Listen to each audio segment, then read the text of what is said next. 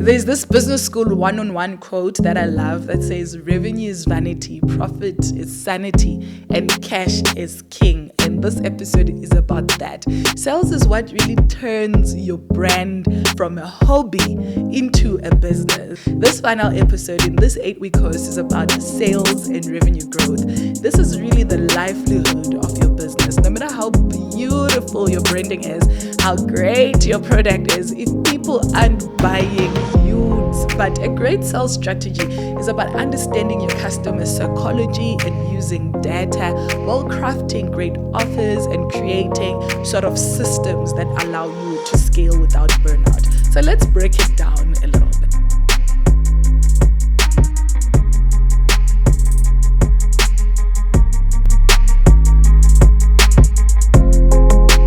Welcome back to Access Junior. For the past 7 weeks, I've been teaching you a course on how to build a business from scratch. I can't believe it's already been 8 weeks, guys. This is insane. Time has moved so fast. If you've been keeping up by now, you've done the hard work. You know your purpose, you've analyzed your competitors, you've done your market research, and you've built a killer business model. You've priced your products right, and you've crafted a beautiful customer experience and also build a go-to-market strategy that works. Now it's time to make the money moves, like literally. This final episode in this 8-week course is about sales and revenue growth. This is really the livelihood of your business. No matter how beautiful your branding is, how great your product is, if people aren't buying, you don't have a business. There's this business school one-on-one quote that I love that says, revenue is vanity, profit is sanity, and cash is king. And this episode is about that. Sales is what really turns your brand from a hobby into a business. But a great sales strategy is about understanding your customer psychology and using data while crafting great offers and creating sort of systems that allow you to scale without burnout. So let's break it down a little bit. Part one of this is really understanding the sales engine, right? So before you start acquiring and converting, you need to understand how sales work from a strategic lens.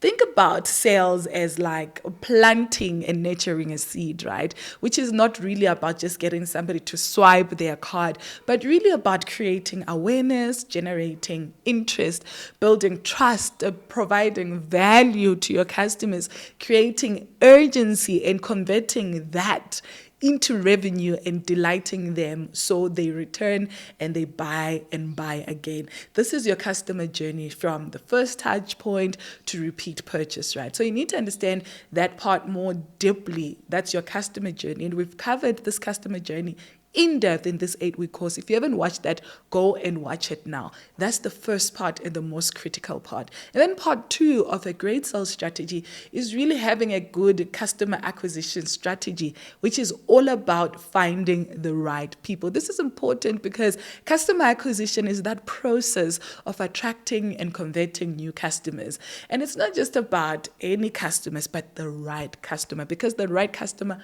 will come and come again. So to attract the right customer, step one, you need to revisit your ideal customer profile. We covered this. So if I'm to do this right now and I'm revisiting that customer profile, I'll ask myself, who am I trying to serve? What keeps them up at night? What do they like? What are their daily frustrations? And what solutions are they actively searching for? So understand that customer profile. And then step two for me will be really picking my customer acquisition channel, right? Because you don't need to be everywhere, guys. I promise you. You don't need to be everywhere. You need to actually just dominate where your customers hang out. If it's LinkedIn, dominate that. If it's paid ads, do Meta, TikTok, YouTube, Google. If it's organic, think about Instagram and YouTube Reels and SEO. If it's email marketing, think about how you can do that on conversions and how you can use platforms like system.io to send out emails to them. If it's influencers and they like to hear from other brands and other personalities and celebrities, ensure that you also sort of have some sort of affiliation with them. If it's in-person activations and pop-ups, provide that, be at malls, be at events, be sure to be on the ground where they are. If it's partnerships with other businesses, then do that. So you need to understand where your customers are. Now let's look at part 3, which is really about creating offers that convert. People don't just easily get converted, especially in this day and age, because there's so much competition out there. So you need to have offers that convert. People just don't want to buy more stuff. They want connection, they want feelings, they want solutions. So you need to have offers that convert, and your offers should scream, here is what you get, here is why you should buy it, here is why it's worth more than what you're paying already, and here's why it's worth paying for it. If you answer those questions, you're able to have a great offer. A great offer checklist for me has a clear benefit. It's got a clear bonus and urgency element to it, to that messaging. It's got like a risk reversal thing where it says there's some sort of money back guarantee if the product doesn't work, for example. And it's social proof and has testimonials that make sure that when somebody is buying, they know that, listen, I can trust this product and I believe in this product. A good example would be, say, if you are selling a skincare range, you would have a line in your messaging, for example, that says, buy our skincare bundle and get a free consultation plus a 7-day hydration plan. Do you hear that? Proof. It's a whole package. Part 4 is all about your sales funnel and systems within your business. Systems are everything. And your sales funnel is that journey that the customer takes before they buy from you as a business. So it's the awareness stage where they get to hear about you. It's the interest part where they want to learn more about you. It's the consideration where they weigh your offer versus other offers in the market. And then it's that intent when they are ready to purchase with you and not your competitors. And then it's that purchase period where they now convert into actual customers of your business. And then comes loyalty, where they come and buy from you again and again and even refer others to your business. To effectively do this, use automation. Just go on Google and Google automation tools for this business or to do that. So many tools are available out there to help you with your automation. Automate your email flows, automate your retargeting ads,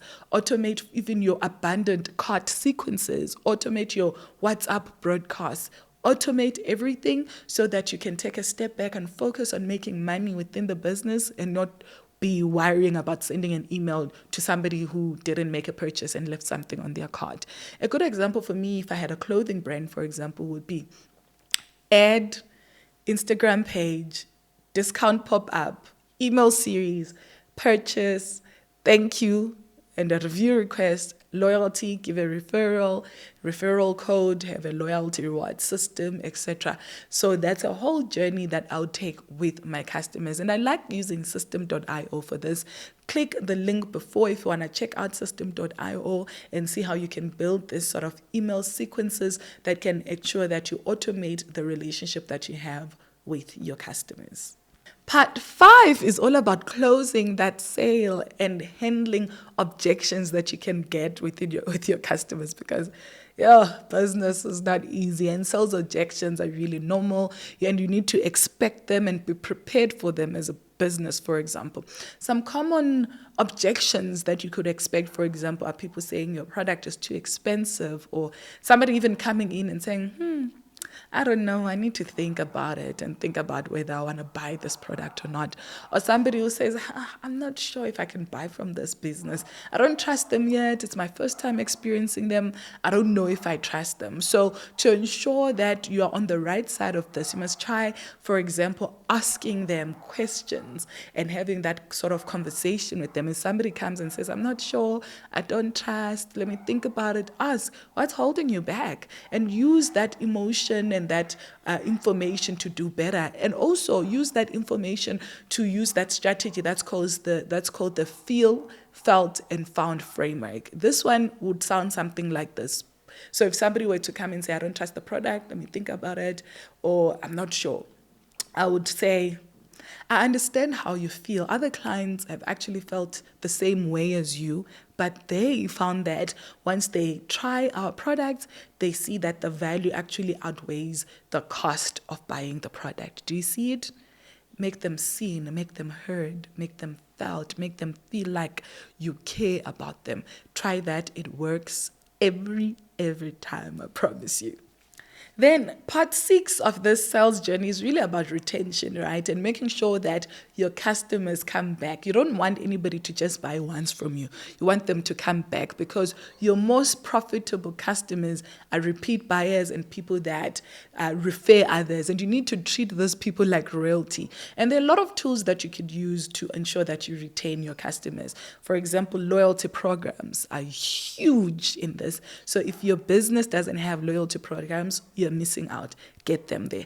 You need to have personalized recommendations. Know when it's your customer's birthday. Know when your customer has a friend that is having a baby. Know when your customer is traveling, etc., so that you can personalize their recommendations. If your customer has bought a certain jacket from your business, for example, recommend pants. Recommend a similar jacket in future, or something that you think they would like. That's really important. Make sure that you've got birthday rewards. Make sure that you've got WhatsApp community groups. Be within with your customers. Know them and know everything about them, and even follow up with surveys with them, so that they feel like they're part of this family and they're part of the fold. A good, for example, for me, for this would be if I have a meal prep company, right, that sends products to customers. I could send weekly tips to them. I could give them 10% reorder coupons, for example, after every 2 weeks. When they recommend somebody, I'll give them discounts. So there's so many creative ways of ensuring that you retain these customers. So, for example, you could even start small with a client retention campaign calendar, for example, where maybe week 1 will be you sending a welcome gift to the customer, and then you give them an email, and then the email could have a call to action of some sort, or call to value of some sort that says, claim your free bonus now. And then on week 2, I could then send them product use tips, right? And say, this is how you can use this product. These are the things that you can do with the product. I could even WhatsApp this to them and say, check out our new recipes, for example, for the meal kit delivery company. And then on week 4, maybe I could even go and send them like some surveys and promos via email. For example, tell us how we did and get 15% off. That way you're getting feedback that can help you understand more about the customer experience that your customers are having, right? So that you can always keep on sort of improving your product and your service. And on week 6, I could even send like a referral ask to the customer via email and say, invite a friend and get free meals for 2, etc. So come up with a calendar that ensures that you retain that customer that has bought from you. They feel valued, they feel part of the family, they feel like they get freebies from you all the time. Part 7 here will really be then about measuring what matters, whether it's sales and profits, right? So you need to measure what matters within your business. And if you don't measure, you can't grow. You have to measure. And you must measure weekly and track weekly. What I'll measure and track weekly for any new business is the revenue. Every week, how much did we make this week compared to last week? And try to figure out the reasons for growth and the reasons for decline if we faced a decline. And then measure the growth. Measure the gross versus the net profit, for example. How much is that profit that we're bringing? Is it enough to sustain the business? Is it enough for what we need within the business? And also, I'll calculate and make sure that I track the customer acquisition cost, because it's important, so that I know if I'm getting the value that I'm spending when I'm trying to acquire a new customer. Also, measure and calculate your customer lifetime value. How long does a customer typically stay with us, and how much do they typically spend during that period they are with us within the business? And the conversion rate, highly important, from site to cart to purchase. What's that conversion rate like? Where do people drop off on the website? Why do they drop off? Then you can make better decisions for the business. And if you're a subscription sort of model-based business, what's the churn rate like? And then if you answer all of those questions, you need to understand, they help you rather understand the behavior of the customers, your business more, and the experience they have, so that you can iterate it to a more profitable sort of business that you could then end up having. I've actually created a sales checker for you that you can have access to on the link below. This sales checker is incredible because everything that I've spoken about is right there, so you can go and implement it for any type of business that you could have today. And now for part 8 here, it's all about that sales mindset and the soul of revenue and growth. Because let me tell you, sales is about transformation. It's not about you pushing products in the face of your customer saying, buy this, buy this, buy this, buy this. It's about delivering change within your customers and the people that you relate with. Because people don't buy products.